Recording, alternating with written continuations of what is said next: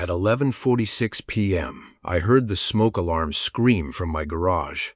30 seconds later, I saw orange light under the laundry room door, and 2 minutes after that, I was standing barefoot in my driveway, holding my dog's leash, watching a fire engine stop behind a locked decorative gate the HOA had installed across the fire lane. The truck was right there, red lights flashing, sirens dying, firefighters jumping out, but they could not drive through because the gate was chained shut. A black steel chain wrapped around the center bars, a brass padlock hanging from it, and a little HOA sign bolted to the post that said, "Private resident access, no unauthorized entry." Unauthorized entry, that was what they called the fire department. Smoke was rolling out of my garage vent. My dog was shaking against my leg. My neighbor was yelling for someone to find the key. And the HOA president, standing in a bathrobe near the gate, kept saying the security committee had changed the lock for safety, while my garage was burning. The firefighters did not wait for permission.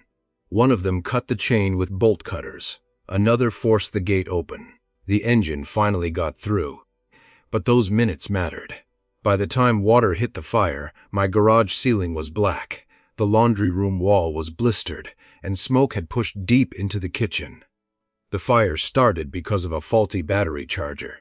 The damage got worse because of a locked fire lane. By morning, my insurance adjuster was asking why emergency access had been obstructed. By noon, the fire marshal had taken photos of the chain, the padlock, the HOA sign, and the gate.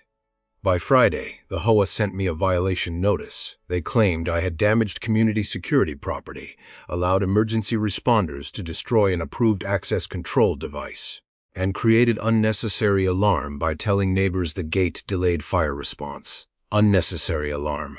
My house had smoke damage. My dog still smelled like ash. Firefighters had to cut through a chain to reach my garage.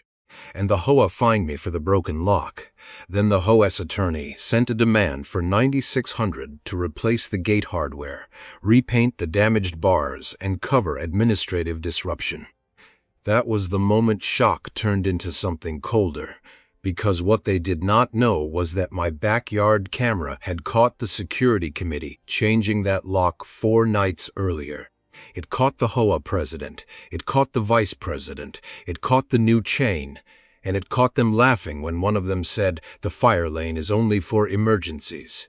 Nobody uses it anyway."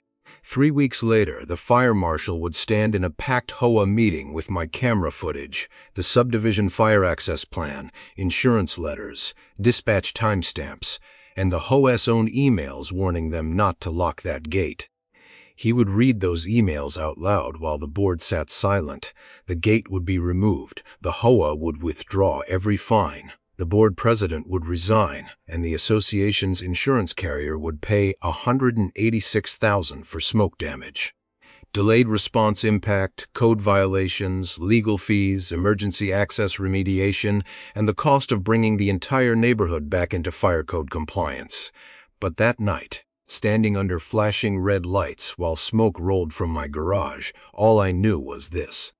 The fire truck was close enough to save my house faster, and the HOA had locked it outside. I moved into Cedar Hollow 7 years before the fire. It was the kind of neighborhood that looked peaceful in real estate photos. Brick mailboxes, curved sidewalks, old maple trees.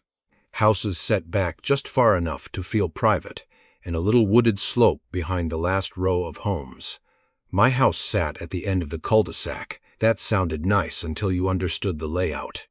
The front street was narrow. Cars parked along both sides during holidays. Delivery trucks had trouble turning around. The driveway was short. Behind my property, running along the back fence line, was a paved emergency access lane connecting the subdivision to the wider county road below. Everyone called it the back lane. The plat called it something else. Fire Apparatus Access Road. Those words were printed on the original subdivision plan in red. When I bought the house, the closing packet included a fire access easement and a county-approved emergency plan. The lane behind my house had to remain open for fire trucks, ambulances, utility crews, and emergency vehicles. It was not a walking trail. It was not a parking strip. It was not overflow landscaping. It was emergency access. I knew that because my father had been a volunteer firefighter for 22 years. He never let me ignore access. When I bought the house, he walked the property with me and pointed to the back lane. "Keep that clear," he said. "People don't think about fire lanes until the day they need one." Dad died 3 years later. That sentence stayed. I lived alone after my divorce except for my dog, Murphy, a gray-muzzled mutt who believed every cardboard box delivered to the porch was an enemy agent. The house was not perfect, but it was mine. I worked as a dental office manager, paid my mortgage, planted hydrangeas by the fence, and tried not to get involved in HOA politics. Cedar Hollow's HOA had always been irritating. Not dangerous, they sent reminders about trash cans. They complained about basketball hoops. They debated mailbox paint colors with the seriousness of a constitutional convention. Then a new board took over. The president was Diane Mercer.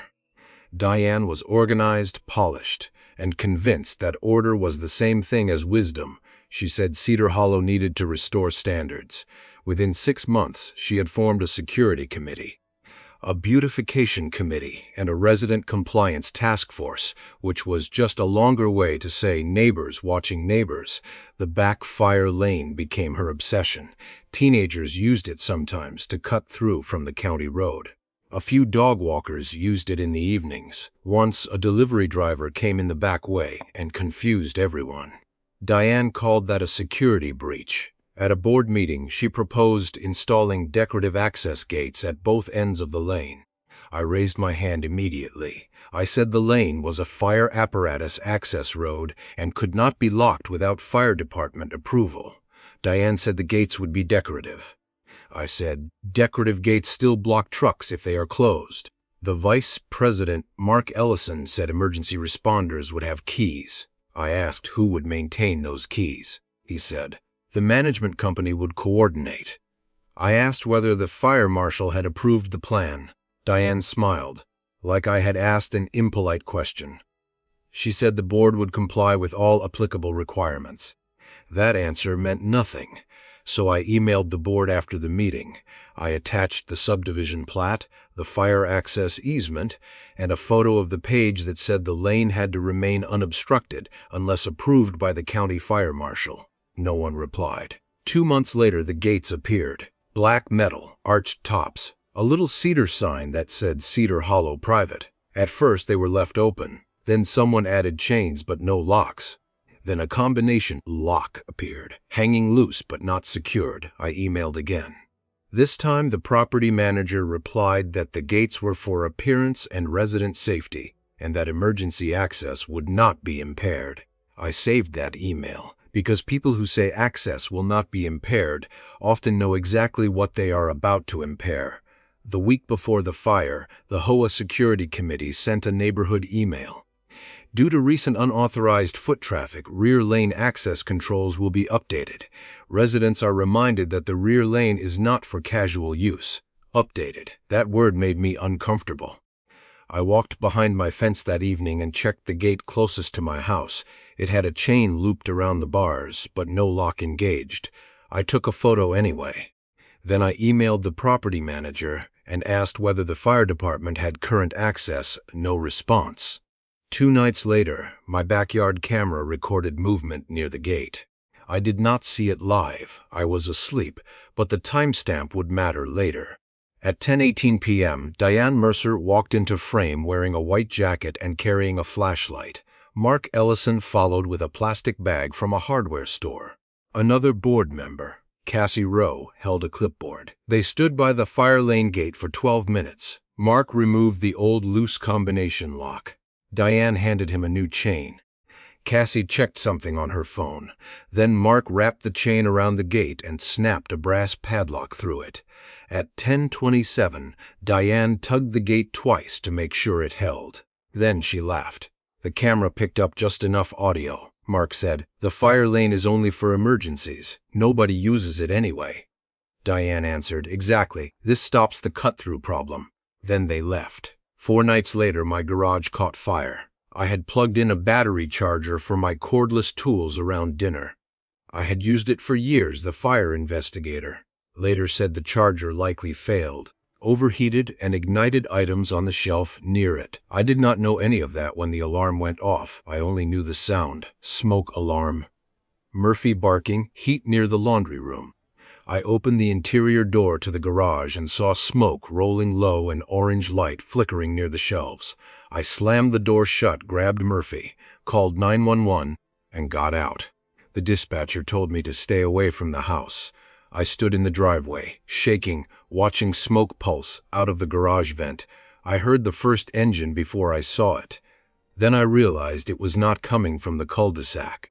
It was coming from behind the house. Good. I thought the back lane. Dad had been right. Then the siren stopped. Not at my house, at the gate. Neighbors started coming outside. Someone yelled, "Where's the key?" Someone else shouted, "Call Diane." I ran toward the side yard and saw the fire engine behind the fence blocked by the gate. Diane arrived in a robe, breathless and flustered. The battalion chief asked who had the key.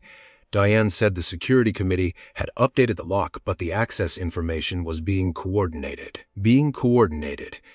My garage was burning. The firefighter with the bolt cutters did not wait for coordination. He cut the chain. Another firefighter forced the gate. The engine came through. They controlled the fire fast after that. But the delay had already changed the damage. The fire had spread higher into the garage ceiling. Smoke had pushed into the laundry room and kitchen. Heat had cracked part of the interior door frame. The attic above the garage needed inspection. The next morning, I was standing in my driveway staring at black water running down the concrete when Diane walked over. I thought she had come to apologize. She had not. She said she was glad the damage was contained, but the board would need to address the destruction of the gate hardware because emergency responders had not followed the proper access procedure. I stared at her. Proper access procedure. I said the proper procedure for a fire lane was not locking out the fire department. She said emotions were high and we should avoid inflammatory accusations. Inflammatory. My garage still smelled like smoke. By Friday, the HOA violation notice arrived. Damage to community security property. Interference with access control improvements. False statements creating resident alarm. Failure to follow emergency reporting protocol. 10 days to respond before fines. Attached were photos. Diane had submitted the cut chain, the damaged gate bar, the broken padlock, a blurry image of me pointing at the gate while speaking to a firefighter. What she did not attach was the smoke. The fire engine blocked outside. The timestamp, the video of her changing the lock, the email where I had warned them, or the county plan saying the lane had to remain open. That was when I downloaded the backyard footage and saw Diane holding the flashlight. The first thing I did was call my insurance adjuster. He had already noticed the access issue. He said the fire report would separate the cause of the fire from factors that affected response and damage. The battery charger likely caused the fire. The locked gate likely affected the response path. Those were different questions, but both mattered. Then I requested the dispatch records. The timeline was painful. 11:46 p.m. 911 call received. 11:51 p.m. first engine arrived at rear access gate. 11:52 p.m. access obstructed by locked gate. 11:54 p.m. chain cut. 11:55 p.m. engine proceeded through rear lane. 11:57 p.m. water on fire. 6 minutes between arrival at the gate and water on the fire. 6 minutes sounds short unless your house is burning. Then I pulled my closing documents. The fire access easement was exactly where I remembered it. The lane behind my house was labeled a fire apparatus access road. The recorded subdivision conditions required the lane to remain unobstructed and accessible to emergency vehicles at all times unless any gate, lock, or access control device was approved by the county fire marshal and integrated into emergency access systems. Approved. Integrated, not coordinated later. I called an attorney named Marshal, who handled HOA disputes and insurance subrogation cases. I expected him to focus on the fine. He focused on the lock. He asked for 3 things: the recorded plat, the HOA emails, and the camera footage. After watching Diane change the lock, he said, "Do not communicate with the board directly anymore." Then he sent preservation letters to the HOA board, the management company, the security committee, the gate contractor, the HOA attorney, and the insurance companies.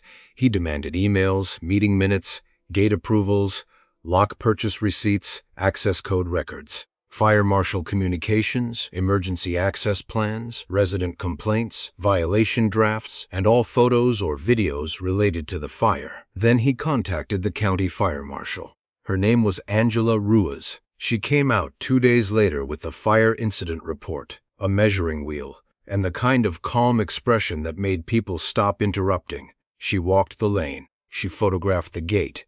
She photographed the cut chain. She measured the opening. She checked the turning clearance. Then she asked the HOA property manager whether the gate had a Knox box, fire department lock, approved emergency override, or recorded access code in the dispatch system. The property manager said he would have to check. Angela said, "I already checked. There was no approved fire department access device, no Knox box, no emergency override, no registered code, no approval letter, no inspection record. The gate was decorative until the chain was locked. Then it became an obstruction." Angela wrote that down. Martin also found something in the HOA minutes, 3 months before the fire, when the board discussed installing the gates. A resident had asked whether locking the fire lane might violate the fire access plan. The property manager had advised the board to obtain fire marshal approval before installing any locking mechanism. Diane responded in the minutes, "We can install decorative gates now and finalize emergency access details later." Later. That word had nearly burned my house worse than the charger did. Then the emails came. One email from Mark to Diane said, "Fire marshal approval may slow this down. We can leave the locks open until we sort it out." Diane replied, "Residents are tired of cut-through traffic. If we wait for county review, nothing will happen. Put the lock on, and we'll deal with access if it comes up." If it comes up, it came up in smoke. Another email, sent the morning after the fire, was worse. Cassie wrote, "Should we mention that the new lock was not in the fire system yet?" Diane replied, "No. Keep the focus on damage to gate hardware and homeowner statements. Do not create unnecessary liability language." Unnecessary liability language. The fire marshal would later read that sentence out loud, and that was the moment Diane stopped controlling the story. The legal twist was simple enough for every neighbor to understand. The back lane was not HOA decoration, it was fire access. The gate was not illegal because it was ugly or new or unpopular. It became illegal when the HOA locked it without approval, without emergency override, and without giving the fire department reliable access. Martin explained it to me in plain language. The HOA could install signs, it could maintain landscaping, it might even install decorative gates if they stayed open or were approved with proper emergency access. But the board could not create a locked barrier across a recorded fire apparatus access road and then blame a homeowner when firefighters cut through it during an active fire. That was not security, that was obstruction. The HOA tried to retreat slowly. First, they said the lock was temporary. Then they said the lock had been installed by volunteers, not the board. Then they said emergency responders had successfully reached the fire, so there was no real harm. Then Martin sent them the dispatch timeline. 11:51 arrival, 11:52 obstructed, 11:54 chain cut, 11:57 water on fire. Then he sent the smoke damage estimate. Then the camera footage. Then Diane's email. "Put the lock on, and we'll deal with access if it comes up." The HOA's tone changed immediately. The violation notice was paused, not withdrawn, paused. Martin said paused, meant they were hoping I would get tired. I did not get tired. My insurance company got involved next. They inspected the fire damage, the gate, and the access lane. Their subrogation specialist asked whether the HOA's obstruction increased the loss. The fire investigator would not say the locked gate caused the fire. It did not. But he did note that delayed apparatus access allowed additional smoke and heat damage before suppression. That created a money trail. Smoke remediation, kitchen cleaning, laundry room reconstruction, garage ceiling replacement, electrical inspection, temporary housing, dog boarding because Murphy could not stay in the house during smoke treatment, and legal costs. All because the HOA had decided cut-through walkers were a bigger emergency than emergency access. Angela Ruiz issued a formal fire code violation notice. The HOA had to remove the locking mechanism immediately, submit a corrective access plan, provide proof of fire department access for any future gate, and inspect all other emergency access points in Cedar Hollow. All other emergency access points. That phrase scared the board because Diane's security committee had installed similar locks on 2 other decorative gates, one behind the pool, one near the lower retention pond. Both were supposed to give emergency vehicles secondary access during floods, fires, or blocked roads. Both had unapproved locks. This was no longer my garage. It was a neighborhood-wide fire access problem. Then Martin found the invoice. The lock and chain were purchased by the HOA Security Committee using association funds. The receipt was submitted for reimbursement. Diane approved it. Mark installed it. Cassie recorded it as rear lane access update. Not volunteers, not personal initiative. HOA funds, HOA approval, HOA obstruction. The board president had walked herself straight into liability and left email breadcrumbs behind her. The public meeting was scheduled for the following Thursday. Diane tried to keep it executive session. Angela refused. She said fire code compliance affecting resident safety would be addressed publicly. That was when I knew. The gate was not the only thing about to open. The clubhouse was packed. People came because of the fire. They stayed because of the emails. Angela Ruiz stood at the front with the incident report, the fire access plan, photos of the gate, and printed copies of the HOA correspondence. She did not raise her voice. She did not need to. She began with the plat on the screen. The back lane behind my house appeared as a red line labeled Fire Apparatus Access Road. Then she showed the gate, then the chain, then the padlock, then the cut link where firefighters had forced access. She explained that emergency access lanes are not optional neighborhood features. They exist because seconds matter and because front streets can be blocked by parked cars. Weather, downed trees, or emergency vehicles already staged in front. Then she read the dispatch timeline. 11:51 p.m. engine at rear gate. 11:52 p.m. access obstructed. 11:54 p.m. chain cut. 11:57 p.m. water on fire. The room went quiet at 11:52. Then Martin played my backyard camera footage. Diane holding the flashlight. Mark wrapping the chain. Cassie checking her phone. The new lock snapping shut. Then Mark's voice. The fire lane is only for emergencies. Nobody uses it anyway. A few people actually gasped, because hearing stupidity in hindsight is one thing. Hearing it 4 nights before a fire is another. Diane tried to interrupt and say the footage lacked context. Angela said she would provide context. Then she read Diane's email. If we wait for county review, nothing will happen. Put the lock on and we'll deal with access if it comes up. Then Cassie's email after the fire. Should we mention that the new lock was not in the fire system yet? Then Diana's reply. No, keep the focus on damage to gate hardware and homeowner statements. Do not create necessary liability language. Nobody moved for the first time since I had lived in Cedar Hollow. The HOA board had no prepared sentence big enough to hide behind. Angela issued the fire marshal's order in front of everyone. All unapproved locks on fire access gates had to be removed immediately.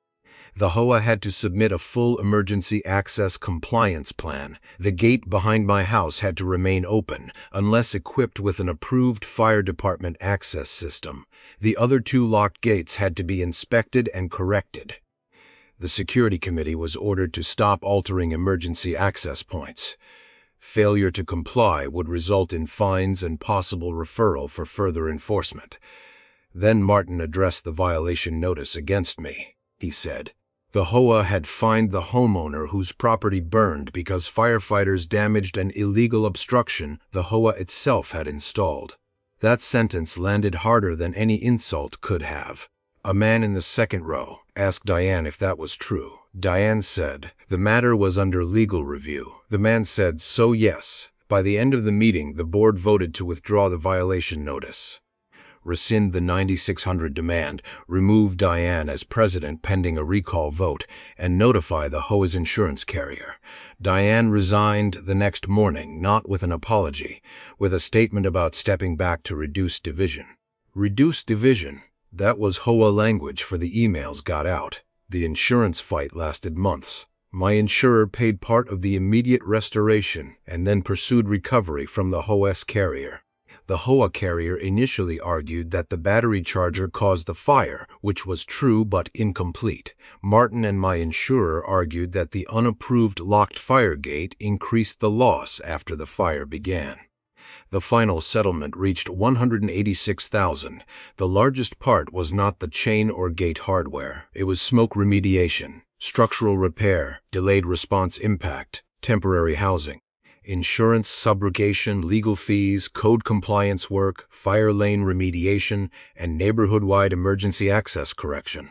The HOA also had to pay for approved fire department access equipment, inspections, signage, and a professional review of every emergency route in Cedar Hollow. The special assessment made people angry, but not at me, not after the footage, not after the emails. Not after everyone heard the fire marshal read the board's own words out loud.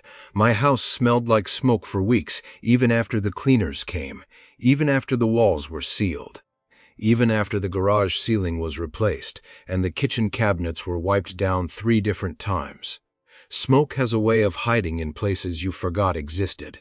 Murphy refused to go into the laundry room for almost a month. I could not blame him. I did not like going in there either. Every time I opened that door, I remembered the orange glow under it and the sound of the sirens stopping where it should not have stopped.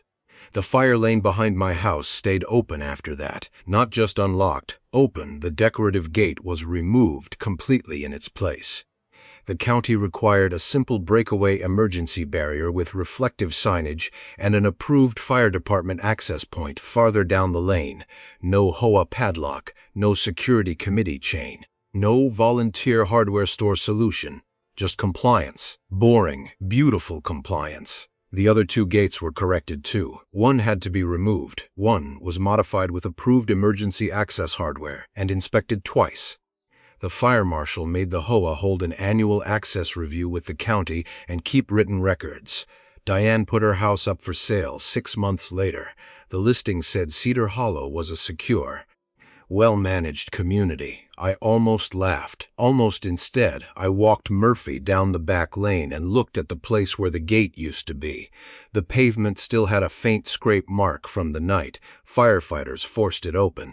I was glad they had. I kept a folder labeled Fire Lane. Inside were the subdivision plat, the fire access easement, the dispatch timeline, the fire marshal's order, the insurance settlement, the HOA correction letter, and one printed still from my backyard camera. Diane holding the flashlight, Mark wrapping the chain, the lock seconds before it clicked shut. I kept that image because it reminded me how often danger arrives wearing the costume of order. Security, standards, resident safety, community improvement, access control. Those words can sound reasonable right up until a fire truck is stopped behind a locked gate while your home fills with smoke. So if your HOA, board, security committee, neighbor, or management company ever locks a fire lane, blocks an emergency easement, narrows an access road, installs a gate, adds a chain, places boulders, or says the fire department has a key, do not just accept it. Ask for the fire marshal approval. Ask for the Knoxbox record. Ask for the emergency access plan. Save the emails. Photograph the gate. Keep cameras where they are legal. And if something feels wrong, document it before sirens are the thing proving you right. If this story made you think of someone who needs to hear it, share it with them. Leave your thoughts in the comments. Save the video and subscribe for more stories about ordinary people who learned that safety is not whatever an HOA committee says it is. Safety is access. Safety is seconds. Safety is a fire truck reaching the house before the damage spreads. Because I did not beat Cedar Hollow by yelling at the gate. I beat them by showing everyone who locked it. And now, every night when I turn off the kitchen light, I can look through the back window and see the fire lane open under the street lamp. No chain, no padlock, no HOA sign, pretending to be law. Just a clear road waiting for help if help ever has to come again.